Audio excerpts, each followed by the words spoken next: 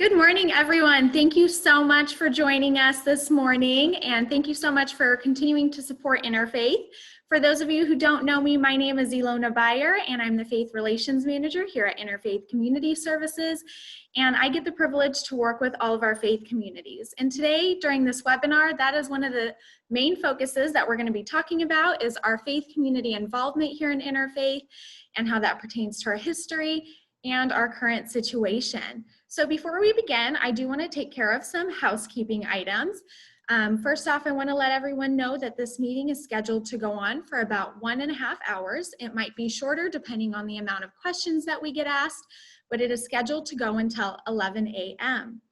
Also, if you are looking to ask any questions throughout the meeting, there will be a question and answer box at the bottom of your screen, which you can use.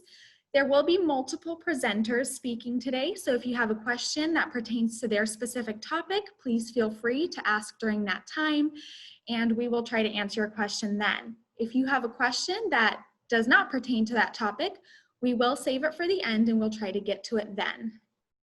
Next, if you have any technical issues, please feel free to bring them up in the question and answer box. Or please feel free to call Jay, who will be helping with technical issues, and his phone number is 760-803-1498. Also, I wanted to let everyone know that towards the end of this meeting, we will be holding a board member vote. With that in mind, everyone who's on this webinar is welcome to participate in the webinar. However, we do ask that we reserve the board member vote for our faith community representatives. If there are multiple faith community representatives on this meeting, we ask that you privately choose one member to represent your faith community. And once again, this will be happening towards the end of the meeting. And one last quick reminder that this meeting is being recorded. However, any guests that are on this meeting, you will not be able to see your video. All right, with that, let's get on with our meeting. The first thing that we have on our agenda this morning is we're going to be talking about the history of our faith centers and how that relates to Interfaith as a whole. And to do that, we're going to have Rabbi David, who sits on our board and is actually the rabbi at Temple Adat Shalom, one of our founding members. So if everyone can welcome Rabbi David. Good morning to everybody. Let's begin with some prayer. Our God, source and sustenance of creation, we are grateful that you have empowered and ennobled our efforts to serve those who are in need. We give you thanks for the offices and the good work of Interfaith Community Services. We pray that you are with every individual who has suffered through this pandemic, whether their lives haven't been taken short or those who are victim to their loss. We pray that you are with every community member of these United States who continue to suffer at the hands of racial bigotry, discrimination, and systemic inequality. Help us to be your partners as we bring healing and peace through the long arc toward justice. Amen. In 1979, Interfaith Community Services sort of got its start, although unofficially. There were a handful of congregations, each of different faiths, who were serving the needs of their own individual communities. In talking with each other, they came to realize that their combined efforts would serve a greater good. And so they began to pool resources, community volunteers, and really starting out of what was sort of a rented coat closet of sorts, they began stocking supplies to distribute. Well, that was in 1979. And now, some 41 or so years later, that small effort of a handful of congregations has grown. It has grown incredibly. We here at Interfaith have 150 staff members. We served 17,000 unique individuals. We are able to engage 3,000 volunteers. We have become a moving, healing force throughout all of North County, centered here in Escondido and also in Oceanside. Since '79, we have added one congregation after another congregation after another congregation, 300 different faith communities coming together with the singular purpose of healing God's world, of healing humanity, of reaching out one to the other. Your involvement, your association is something critical, not only to the needs of our community at large, but also in terms of putting God's plan into work. God's plan for a humanity that loves, that is healthy, that lives strong, fulfilled life. And with that, I would like to bring up to the pulpit Greg Angel, our fearless leader, an angel in every aspect of what it means to be a mensch. Thank you, Rabbi David. Welcome everybody to our first ever general membership meeting that is being conducted virtually. I wanted to be able to speak briefly on behalf of Interfaith Community Services in response to the horrific killing of George Floyd and the awakening among some, although frankly many, it's simply reopening wounds that have existed for a long time around the racial injustices in our country. They impact the communities we serve, the people we serve with our services on a daily basis. And Interfaith Community Services stands in solidarity in support of Black Lives Matter. We stand in solidarity and support for the need for reform and change to address the racial inequities that our country was very unfortunately built on, and as we've seen on full display in recent weeks, and as we've also seen on display in the inequitable way that the economic fallout of COVID has disproportionately impacted communities of color, people of color. Unemployment rates are higher among this group than they are among white individuals as a result of COVID-related layoffs. As we see the inequities on display today, we are committed and working to do what we can to address them. First and foremost, we continue to deliver on our programs and our services, which serve the entire community and help address the outcomes and the effects of inequalities. We do a lot of work, as you know, around homelessness. If you look at our African-American Black community in San Diego County, only 5.5% of our San Diego County residents identify as Black or African-American, yet our homeless population in San Diego County, 27% identify as Black or African-American. It's one example of the inequities of poverty and homelessness that we see. So we will continue to provide our services and help people overcome those challenges, help them to be able to help themselves in the best way possible. But we also are going to do more. Rabbi David mentioned that we have more than 150 professional employees here within the organization.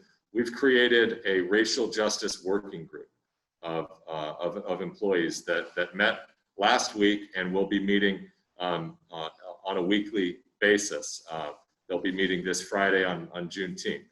And part of what we've begun to do and what we've been doing a lot of lately is sharing the experiences that so many have had, personal experiences, to help educate those who just have not understood and can never understand. Individuals like myself who have an enormous amount of white privilege and can never know what it's like to suffer some of the racial injustices that we're focusing on today. We're sharing stories to help educate, and then we're also identifying the actions that Interfaith Community Services will be taking beyond the provision of our services to support needed reforms, to help the people we serve to be treated equitably and fairly. And we will be continuing this work. So we will share more with you about that work as it progresses, our general membership. And there's an opportunity for you all to get involved right away in some other activities that we'll be supporting. And to talk about that, I'd like to introduce and turn it over to the Vice Chair of our Board of Directors, Reverend Dr. Guidry Webb of St. John's Church in Oceanside. Reverend Good morning, everyone. And thank you, Greg, for allowing me to share today. Thank you for all that Interfaith is doing to support us in such a critical time as it relates to our social condition here in America, both as it relates to the pandemic and to what is happening around us in terms of race relations. I want to take a few moments today with the consent of the team to fulfill my assignment in the best and most integral way that I can, to begin by sharing as an African American what I hope will appeal to each of your consciences and your spiritual faith position, so that we at Interfaith can do our part to move the ball forward. I want to begin by stating or reiterating what many of us know, some of us might not know, and that is what our mission is. Our mission at Interfaith is to empower people in need to stabilize and improve their lives through comprehensive programs in partnership with diverse faith communities and people of compassion. The operative word there is people of compassion, operative words, I should say. We who make up Interfaith, we who support Interfaith, we who volunteer, we who give financially, we who spend our time on the board, I would like to think are people of compassion. This is not always something that happens to us, but I give people the benefit of the doubt unless they show me otherwise. And so today I believe that I'm speaking with people of compassion. Although we have diverse life experiences, I believe that at the core of every single person is a desire to help other people. I want to begin with a few commitments or some things that I think would help us to move forward if we at Interfaith are going to do our part. I want to talk a little bit, very little, about what happened that particular day, but I'd like to pivot quickly and then talk about what we can do. Before we can move the ball forward, we have to be honest as people of compassion, as people of faith, about what happened. It's not every day that you see 8 minutes and 46 seconds of a murder recorded on tape.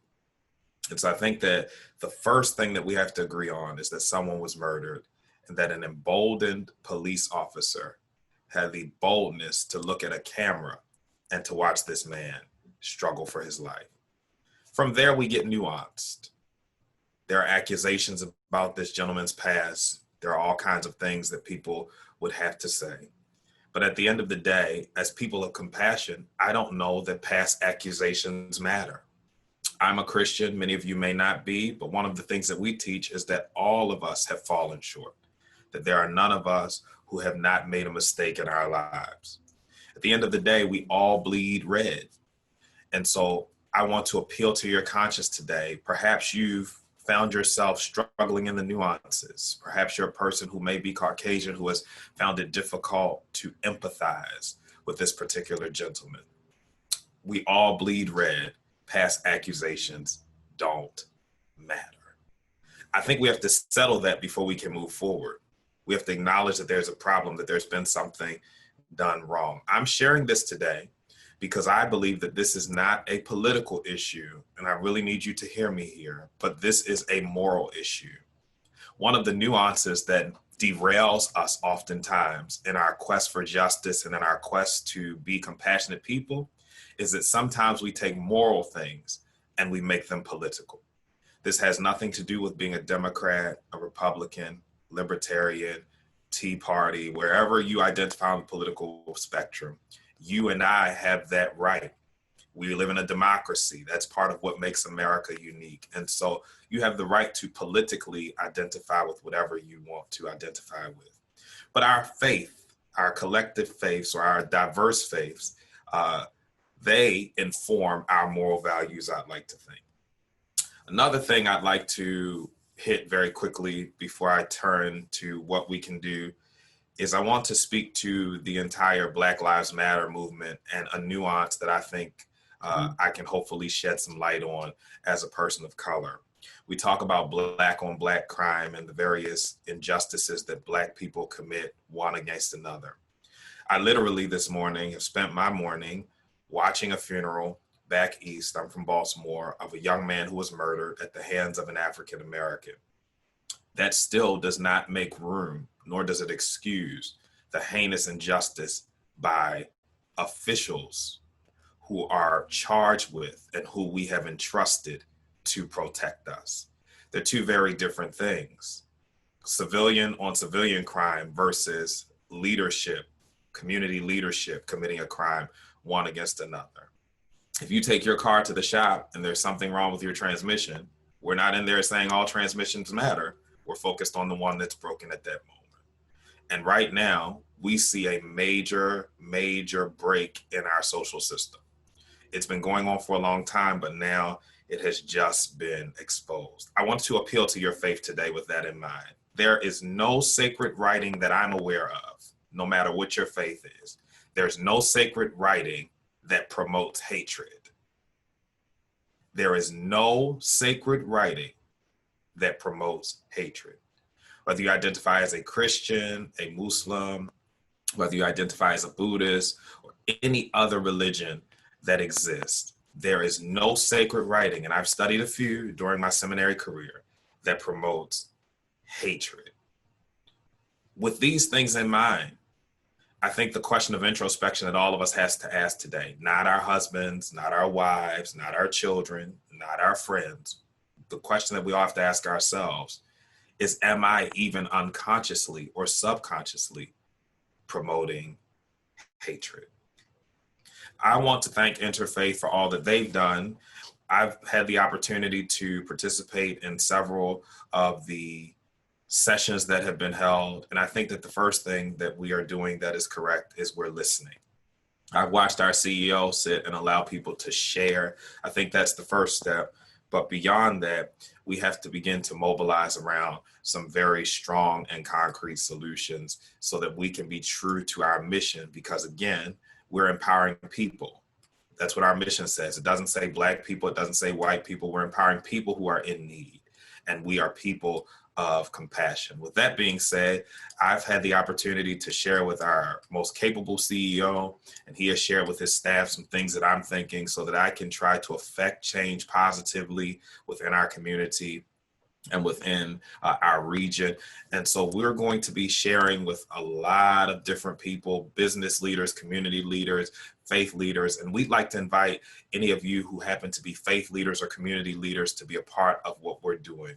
We are launching a multi-city racial reconciliation coalition or think tank that's going to consist, again, of interfaith leaders, business owners, community leaders, and potentially some government officials. We're going to cast a wide net, so even if you're not here right in North County, you're welcome if you're in the San Diego area to be a part of what we're doing, because we do have some persons there who can make some major impact in their denominations and in their religious bodies. What we are asking, and you'll hear more information on this coming from the capable staff, what we're asking is that each senior faith leader would attend and would not send a representative, because we believe that change starts at the top, and that we have to make sure that we are giving the proper optic that this is something that is important to us. We would ask that you not send your staff, but that you will be able to take the time to attend, because again, it presents the optic that we are not just pushing something off on our staffs to be politically correct, but it's something that we support and promote in our organizations.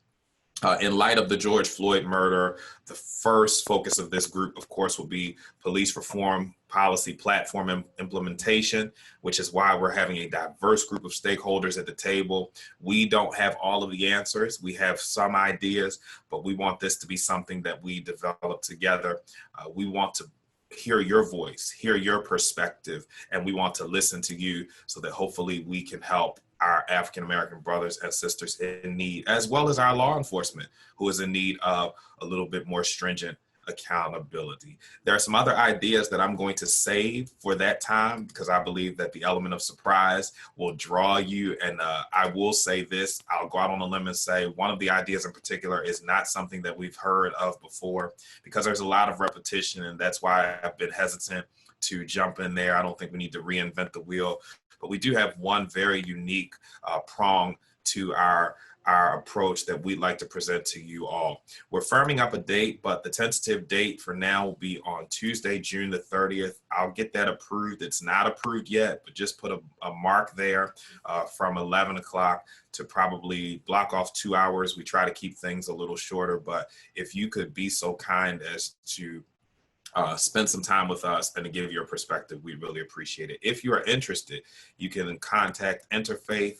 Greg will jump in and tell us exactly who we could contact, and we'll make sure that you get an invitation. So thank you all. I promote love. I love everyone. And I hope that this is a way that we can rally together to affect some positive change. Interfaith is one of the first organizations that has had the courage, because of our leadership and because of my colleagues on the board, to stand for justice. And so I thank you for your time and look forward to seeing all of you.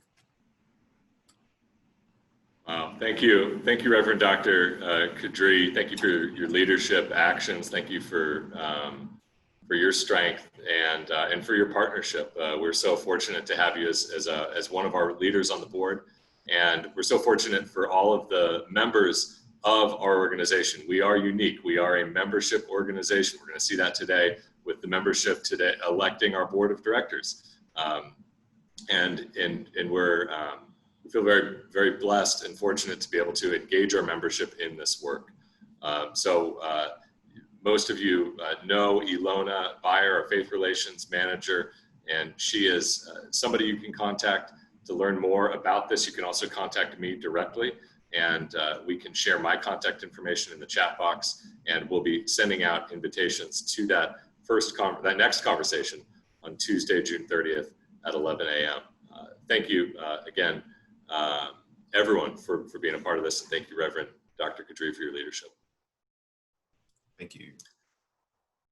With that, we are going to share with you, our members, what you have been doing since the beginning of the COVID outbreak, and how specifically you have been helping address basic needs and helping people prevent from falling further into need as a result of the changes amidst COVID. And for that, I'm going to turn it over to one of my colleagues, Aaron Hernandez, manager of our supportive services programs here in Escondido. I'm standing in our nutrition center. I believe Aaron may be, I'm not sure where you are, Aaron, in your office maybe.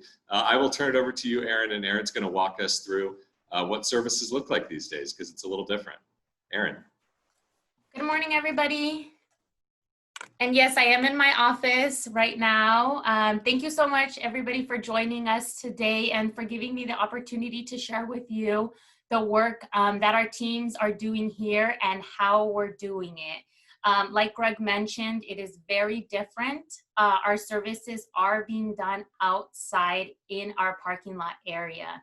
So with that, I want to go ahead and share with you and kind of walk through the process of when you enter our property.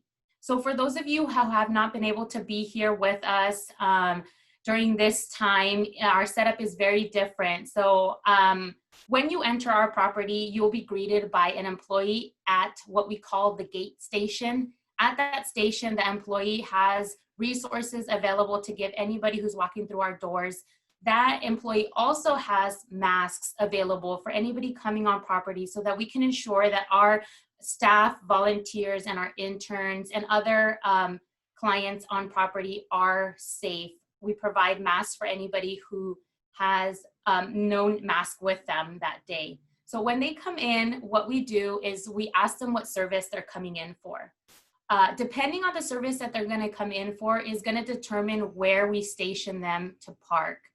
The reason why we have different stations is to be able to provide services in a timely manner Also to ensure that our development team and their volunteers are able to locate where our donors are coming in and where they're parked so that we can make a quick and easy switch of donations into our pantry, as our pantry is being utilized very, very quickly. And we want to be able to provide quick service, safe service, and ensuring that everybody is being met in a timely manner. So the individual at the gate coordinates with our site security, who is out there stationed throughout the entire parking lot, directing individuals to specific parking stations. So once the individual is parked, depending on the service that they're looking for, a case manager will come out and assist them. So I would like to share with you some of the services that we're still offering from our basic needs, which is very interesting. We're offering all services except for two. With COVID, two of our legal services were unable to stick with us because their offices were closed and were not able to offer virtual assistance. Aside from that, I'm happy to say that we have been able to provide all our previous services. We do it virtually or we do it outside in the parking lot. So some of those services are food pantry, hygiene, diapers, Medi-Cal and CalFresh benefits, housing and shelter resources, prescription assistance, addiction and recovery, SDG&E assistance, employment services, veteran services, counseling services, and identification assistance.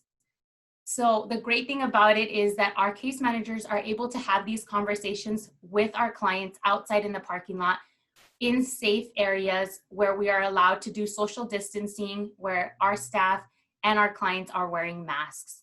So I'm happy to say that all the services are still being provided. With that in mind, I also want to mention the additional individuals who have been able to support us during this time, which is our site security. Normally their role is to monitor the property and to ensure safety. However, during this time, they have taken up the role to support us in our pantry services.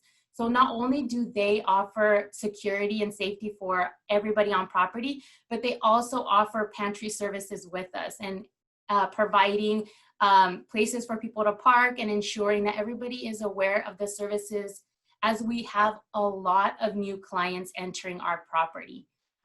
We have some returning clients, but the majority of the clients who we are seeing have never received services from us before because they've never had the need to. But because of COVID-19, they have had this need and they have made it onto our property for us to assist. So our site security often works as information and resource.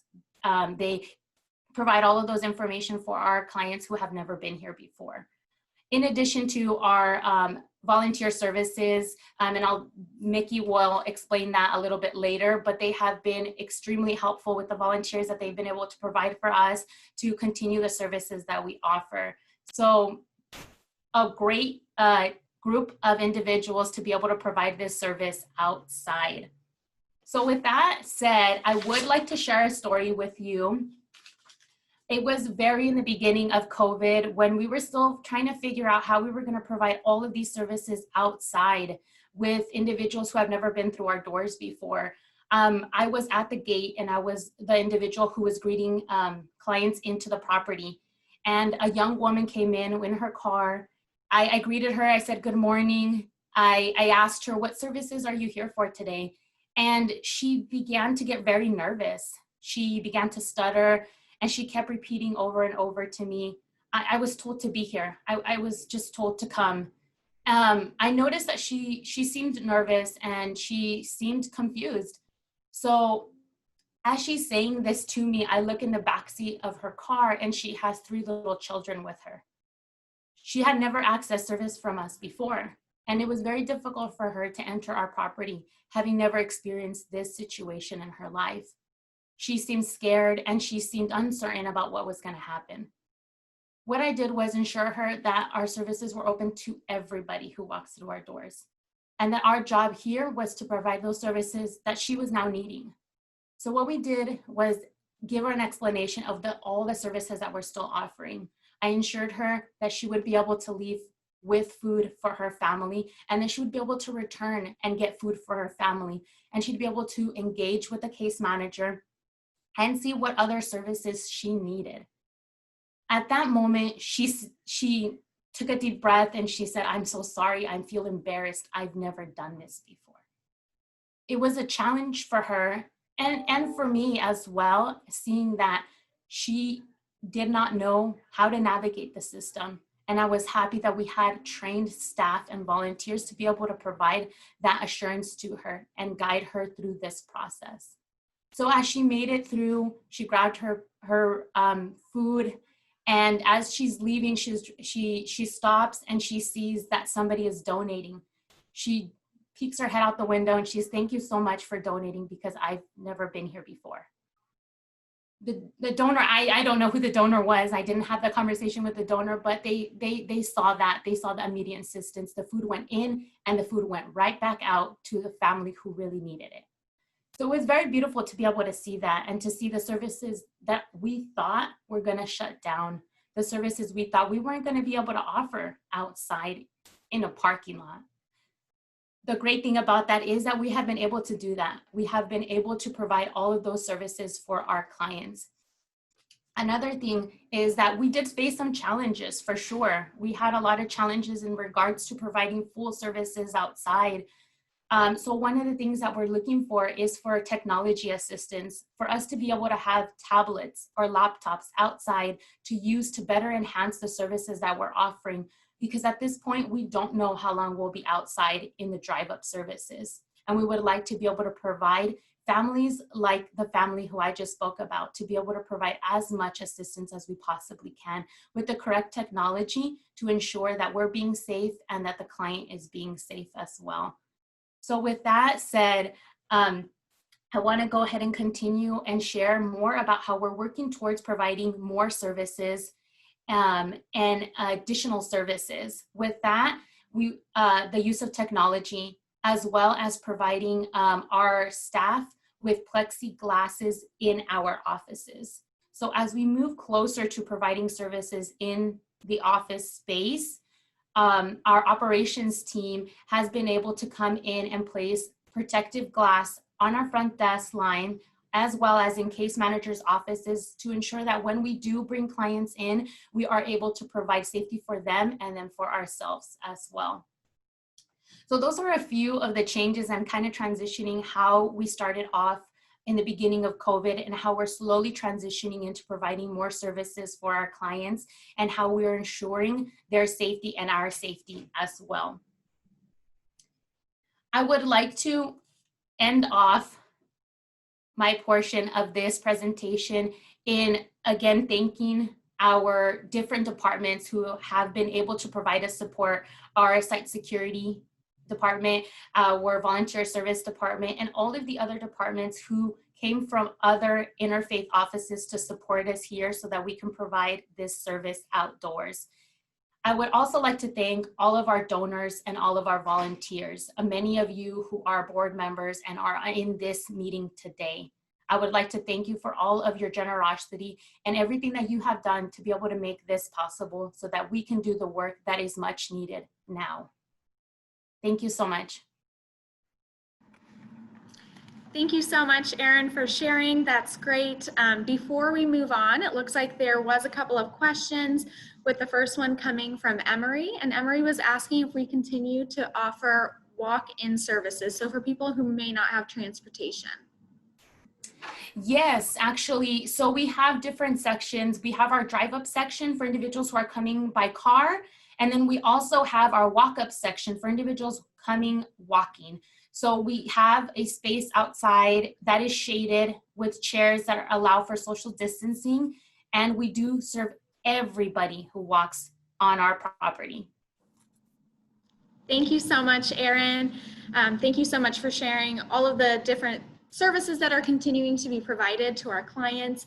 And now as we move on to the next portion of our meeting, we're going to be talking about another area of interfaith that's so important to be able to continue providing services to our clients, and that is our volunteers. Our volunteers do so much for the organization, and to tell you about that, we're going to have Mickey Hickox and Laura Hernandez, who are part of our volunteer services team, share with you today What are some of the ways that volunteers are supporting the different programs and services being provided by Interfaith, and maybe some of the different ways that you are able to help as a volunteer? So Mickey and Laura?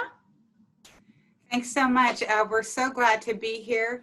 And, you know, we get asked a lot, Laura and I do, what sets Interfaith apart when we're giving tours to various groups. And my answer is always the members of the various faith organizations here. I think you really make a difference. And since mid-March, we have had to embrace adaptability. And it's because of you joining in on that effort and being adaptable that we've been able to continue to serve our clients at the highest level. As Aaron has already described, you stepped up to fill our pantry slots. You've made sack lunches with your children. You who used to come into our office have driven up with carloads of donations, just thousands and thousands of pounds. You've hosted hygiene and food drives. And you know, Maya Angelou wrote, when people show you who they are, believe them. We believe what we've seen from you. And we hope that you feel that you've made a difference, that you know that there are people in our community who never expected to be affected by this pandemic as they were. And it's because of you and your devotion and dedication to the mission of Interfaith that we are here still serving so many more people. So I'm going to turn over right now the mic to Laura Hernandez, my colleague, so she can give you some more details about our current volunteer needs. Thank you, Mickey. Sure. We have a handful of volunteer opportunities that I'm really excited to go over on how you can get involved. Our first opportunity is to volunteer in our pantry, where you will be restocking our shelves, as well as building an emergency box of food for anyone who's coming in for basic needs services like Aaron had mentioned earlier. You can help out Monday through Friday in the morning from 8 to noon and in the afternoon from 1 to 4 p.m. We are also slowly integrating our morning soup kitchen by creating a new grab-and-go breakfast menu. Similar to our Breakfast Burrito Friday that you had mentioned if you've participated in any of our previous webinars. If you and any of your groups are interested in returning to the morning soup kitchen, please feel free to contact me so we can schedule a time for you to come back into the kitchen. We are asking for groups to be small, so about 3 to 4 volunteers, so we can continue to adhere to social distancing guidelines. Other ways that you can participate would be by building hygiene kits or sack lunches. Hygiene kits are very much in need since summer is here and it is starting to get hot. Some of our greatest needs are deodorant, chapstick, sunscreen, as well as basic needs like shampoo, conditioner, razors, shaving cream, toothbrush, and toothpaste. You can build these hygiene kits and drop them off at our headquarters anytime, Monday through Friday, 8 a.m. to 5 p.m. Your group can also build sack lunches by providing a meat and cheese sandwich and other snacks inside. If you are interested in donating sack lunches, please contact me to schedule a drop-off date. You can contact me for any of these opportunities at our email, getinvolved@interfaithservices.org. We are also excited to mention that we have opened all of our volunteer opportunities for any volunteers who are 65 years and older. So we're really excited to start implementing and opening up more volunteer opportunities at our headquarters. Thank you.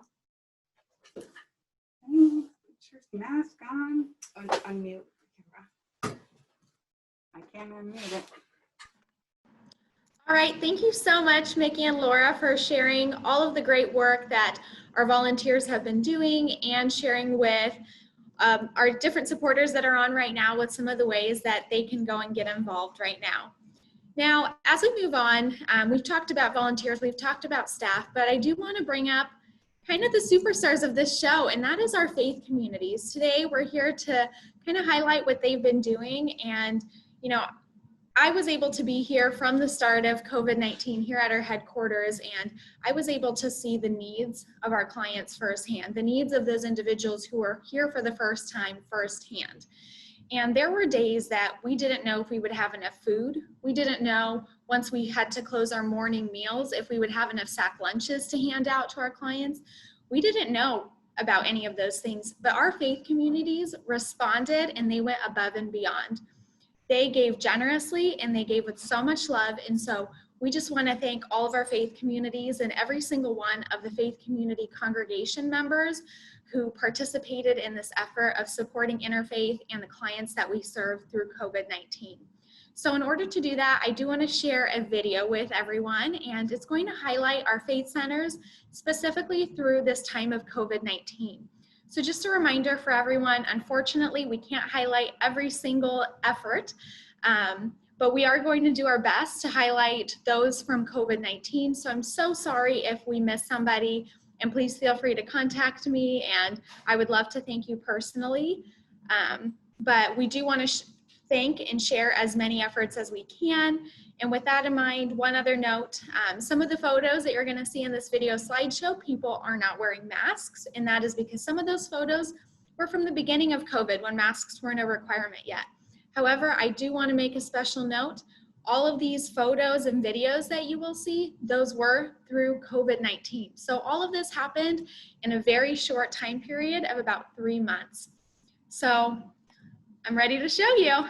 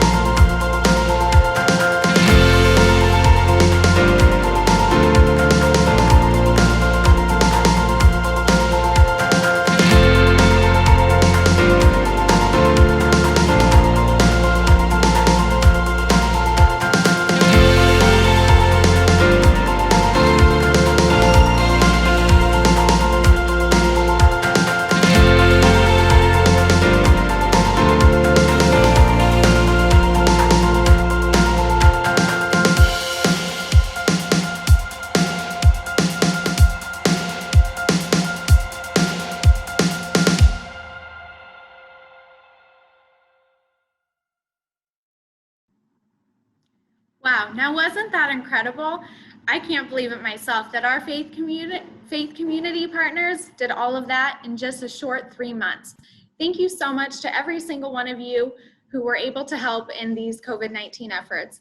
And for those individuals or faith communities who may have not been able to get involved yet or are still interested in doing so, I would love to connect with you and create that partnership and figure out a way that you can partner with us to continue helping with this COVID-19 response. Once again, thank you, thank you, thank you for everything. We would not be able to do it without you. Now that we've talked about our faith centers, we're going to get kind of into something a little bit more nitty and gritty. We're going to go to that board vote that I had mentioned in the beginning. And to do this board vote, I'm going to introduce one of our board members who sits on our governments committee, and she is also a member of the oversight committee who selects and recruits our new board members. And so I'm going to welcome Kate McCone-Sweet, who's going to go through the board member process of how we select, recruit, and then vote on new board members. Kate? Thank you, everyone. This is the nitty-gritty part of the process, but I wanted to provide you with a little bit of background about how we actually go about selecting our board members. And part of that is that several years ago, we detailed a process for doing so. And it usually starts with us seeking out nominations from the membership. We also seek out community leaders, as well as look through our active, engaged community members that are either volunteering or donating and seeing if they want to become more actively engaged. Once we have those nominations, the other thing that we do is we look through our profile of board members to be able to see what the diversity of that group means. And what I think about in terms of diversity, I think about the diversity of skill sets, racial and ethnic diversity, religious diversity, veteran status or not, the age diversity, etc. Because we want a board that represents our community, and in particular the people that we're serving. And over the past few years, we've definitely done a good job about increasing our diversity, but it's something that we continue to want to do, and we're always seeking out nominations. But once we've determined what our needs are, we then review the nominated candidates. We look at their resumes, their background to see if there might be a fit. And if there is that potential fit, we then get together with our governance board, our chair of our board, and our CEO, Greg, to sit down and talk to the candidates. We want to know, is it a good fit for us as an interfaith, and is it a good fit for them? Because we want to make sure there's a mutual fit to see if they can serve and help us move forward as an organization. Once they've been selected, we then we decide on a few candidates to join our board, and based on that, we bring them to our board for review. And then finally, we go to the membership meeting, which is where we're at today. Just as a reminder, we are continuing looking for nominations. In particular, right now, we know that we need to increase the number of veterans that we have on our board, increase the members in the Hispanic and Latino community, as well as just get a wider range of people. We serve a lot of young families, and it's so good to have representatives from sort of that younger or middle age group as well. So if you have any nominations, feel free to contact me, Greg, and nominate them for future selection. We go through a formal selection process each year to vote.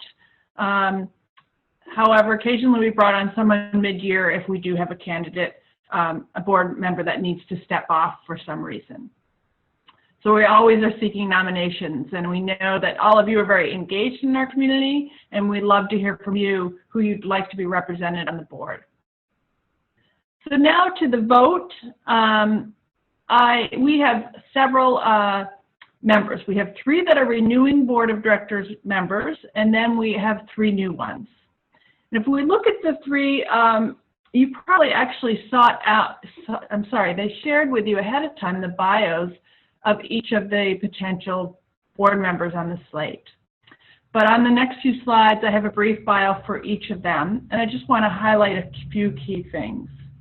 So, and the renewing member, Lori Burt, has been on the board for several terms, and she currently is, she chairs our programs committee, which oversees or supports the strategic movements in all of our programs that we offer to our clients. So she's very actively engaged, not only as a board member, but also as a volunteer. In fact, I don't think she was able to sign on today because she's out serving senior meals to our community. The next candidate is John Byers. This is John's second term, and one of the things that he's been really actively engaged in is our Quality Assurance and Compliance Committee. So there's a lot of behind the scenes work for how Interfaith gets our funding, and some of that is through grants and all our programs need to go through to make sure that they're at the highest quality. And so the Quality Assurance and Compliance Committee makes sure that we're meeting all the expectations of our grants, and also making sure that we provide the best service to our customers. So he's been really actively engaged in that. The next candidate is Mitch Dubeck, and he's been serving on our committee, and particularly this year stepped up as the chair of our development committee. And we've just, you know, this could have been a really challenging time. We've had so many people step up and donate during the COVID-19 and the response to that, but he's also led us to continue to get fundraising from the local community. So thanks for him. Now the new members include several new members. Ganagati Kayor is an expertise in wealth management. She's an engaged member of the Sikh community and a scholar of South Asian women's issues. So she'll be able to add a lot of expertise to our committee. The next person is Pastor Hector Morales, who's an expertise in new member engagement and community connections. He's a lifetime resident of Escondido and has tremendous connections in the community. And he also is a pastor at Emmanuel Faith in Iglesia Latina, one of the Spanish-speaking language transplants in the area. The last person we have is Dr. Daryl Schrader. He has a medical background and is engaged in both international and local nonprofits. We expect his expertise to also really help us, particularly in our wellness and recovery areas. So as you can see, we have some great candidates on our slate today. What we will be doing in just a moment is taking a vote online. But I wanted to remind you that only faith community representatives will be able to vote at this time. And we ask that only one representative votes per faith center. The other thing I wanted to make clear is that we're voting on the entire slate. So you're either approving the entire slate of 6 candidates or denying the entire slate. So that's pretty straightforward. I am not seeing, let's see if there's any questions before we move forward. No. So I wanted to, we can take the vote now. It's going to be electronic vote, and we'll get real-time answers to see if we move forward with these board members.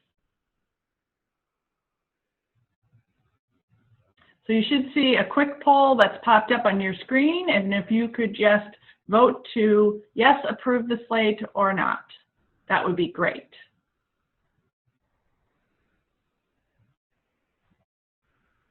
We'll just wait a few moments until the poll, give you a few moments to respond, and then we should be able to tally the polls shortly.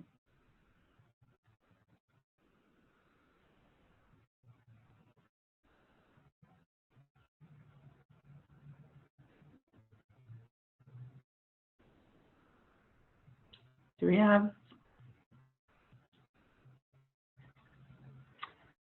Overwhelming 96% approved the slate, so we will be moving forward with bringing all of these members.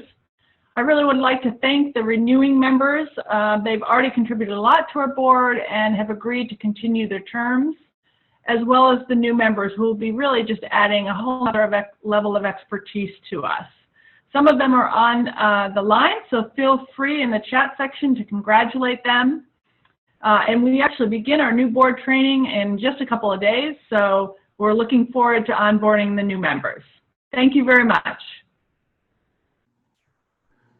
Thank you, Kate, and thank you to our governance committee. They worked really hard over the last year to recruit and vet and nominate the candidates. And thank you to our incoming board members, Dagandeep, Hector, Daryl. We're so excited to have you joining a really talented group of leaders. And yeah, we did our first ever virtual vote. That's exciting. I think when I saw it, there were 24 yes votes, 1 no vote. So that's I actually think it's kind of great that somebody voted no. And I know Kate would as well, welcome any feedback you have with us, anything that you want to engage on. Like this is a democratic process. So please reach out. We'd be happy to connect with you or anyone who wants to talk more about the process. And like Kate said, we're constantly recruiting new board members, and there are always new opportunities at leadership levels to get involved outside of the board, on our committees, on our programs committee, which will meet this afternoon. Lori Bird is the chair of that committee. They are reviewing all of our new programs. And I'm going to segue into the last agenda item we have before general Q&A of any issues that anyone wants to ask about. The last agenda item is an organization-wide update on Interfaith Community Services. And it dovetails into what our programs committee will be talking about this afternoon, which is that there are a number of local cities and jurisdictions, including the county, that have gotten CARES Act relief dollars from the CARES Act, the federal CARES Act. That is, those dollars, those funds are now being made available to address some of the financial challenges and hardships that are being experienced as a result of COVID. So one of the biggest examples is the need for rental assistance. There will likely be a tsunami of need of rental assistance. Already some of the eviction moratoriums have been lifted. They eventually all will be lifted, and there has never been any rental holiday. It has just been an eviction delay.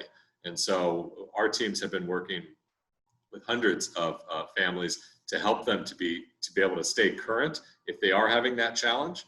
And thankfully, we will likely be able to put some of those federal CARES Act dollars directly to support some of those families with rental assistance. This afternoon, our programs committee is going to be talking about what that looks like, and they have a formal role approving new additional programs. So if you're interested, or you know people who are interested in being a part of our leadership, part of our decision making, please reach out to me or Kate, and we can talk about that committee or other committees that are out there that can all lead to board service as well.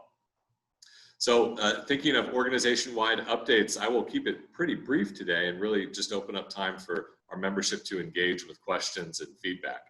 The big news beyond the new resources that we will have through some of the CARES Act funding, the big news in addition to that is that Interfaith Community Services will be purchasing a motel, a 77-room motel here in Escondido. I'm in our nutrition center. I'm facing towards the kitchen, facing towards, those of you who know this area well, I'm facing towards Washington, and it's actually, I'm facing towards the hotel that we're buying. We're buying what is now currently operating as the America's Best Value Inn. It is a 77-room motel on the corner of Washington and Center City Parkway. We will be purchasing that with the $6 million grant that the County of San Diego Board of Supervisors unanimously approved for Interfaith 1 year ago. We've been working very hard in that time since to find the right project and the right property, and we finally found it. We're very fortunate.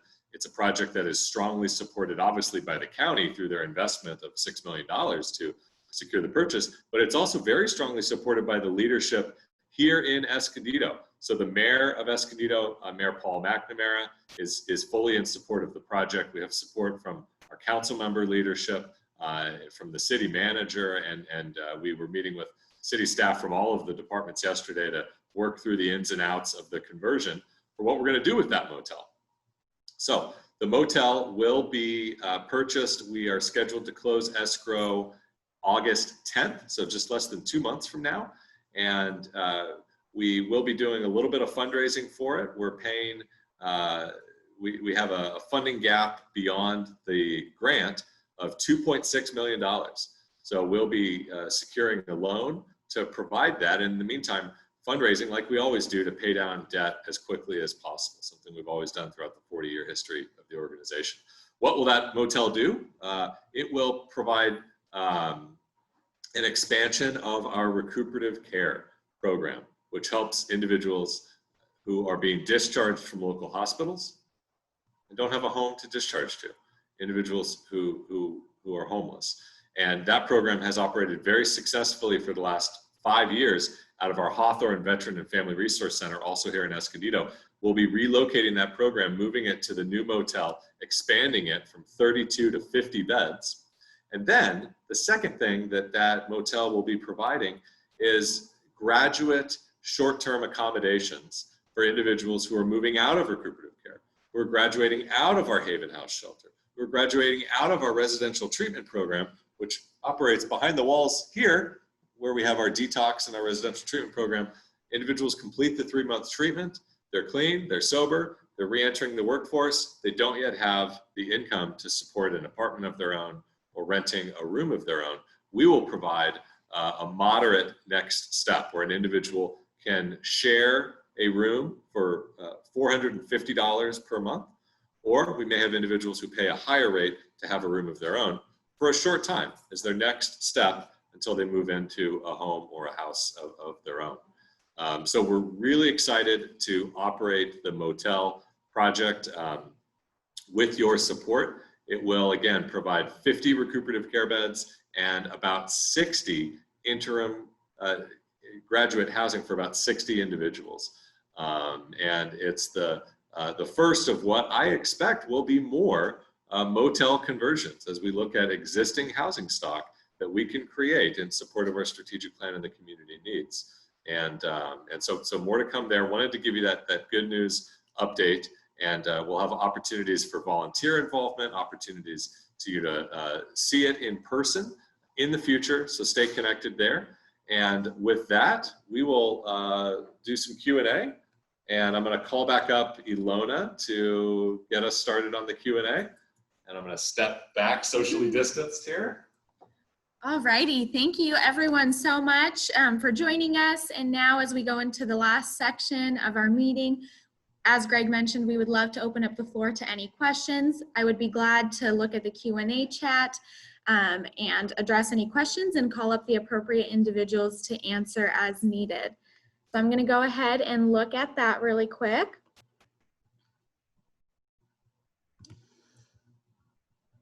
Laura, it looks like somebody asked you for a list of volunteer opportunities. Can you share with the group where individuals can find that list? Yes, thank you, Alona. You can find our list of volunteer opportunities on our website, interfaithservices.org/volunteer. So there you'll find the position description for our pantry, our hygiene kits, and sack lunch flyers as well. Thank you. Wonderful. Thank you so much, Laura. The next question that we have is from Clay Hoffman, and this question is for Reverend Dr. Guidry. And the question is, for the June 30th meeting, are you only seeking the head of the faith institution for participation? Initially, yes, we are. Yes, we are initially. All right, thank you so much, Guidry. The next question that we have is from Larry Stenick, and the question is, what are the plans for the Hawthorne Center? And for this question, I'm going to welcome back Greg. Thank you, Alona. Great question. So our plan right now is to relocate our residential drug and alcohol treatment program, the long-term program, the 3-month program that I mentioned. We're planning to move that from this location here at the Cone Center at 550 West Washington, move that over to the Hawthorne Center here in Escondido, which is has our current 32-bed recuperative care. The reason for that is the Hawthorne Center, as many of you who've been there know, is a really peaceful, wonderful, healing environment. So we think it's just a great fit for our women and our men who are entering sobriety and getting treatment for addiction issues and co-occurring mental health conditions. So we'll be relocating that, and then probably, we're still working through kind of what this looks like, but probably then expanding the detox that we operate here, because that is one of only 2 detox programs in the entire county that will help individuals safely enter sobriety regardless of their ability to pay. And it's one of the only that is still taking individuals actively amidst COVID-19. And there's a very high demand for it. The calls for addiction treatment services have spiked significantly amidst COVID. So we're looking at potentially expanding that service here, made possible by relocating the treatment program to the Hawthorne Center, made possible by expanding and moving recuperative care to the Motel. You got all that? We'll create a visual. More to come, but thanks for the great question. I'll turn it back to Alona. All righty, thank you, Greg, for that in-depth answer and those plans into what the future for Interfaith holds. I don't see any more questions coming up right now, so if there's anyone else who wants to ask any last-minute questions, this would be a great time if you want them answered live. Otherwise, feel free to always reach out to us at the different contact that you were given, whether it's my email, Greg's email, or our getinvolved@interfaithservices.org email. All right, well, if there's no other questions, I would like to welcome back up Rabbi David, who's gonna lead us in a closing for the rest of the meeting. All right then, so thank you to everybody who participated, who was online, and all of our leadership. Alona, incredible job. If you weren't in broadcasting, man, I tell you, you incredible, so thank you. Interestingly, on the agenda, it says right now, end times closing.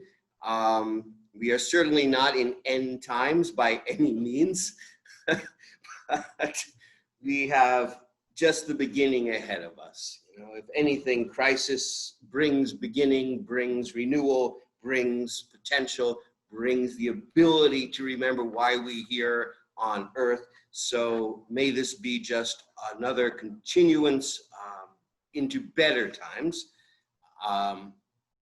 Stay safe, be well, be diligent, keep up all of the perseverance.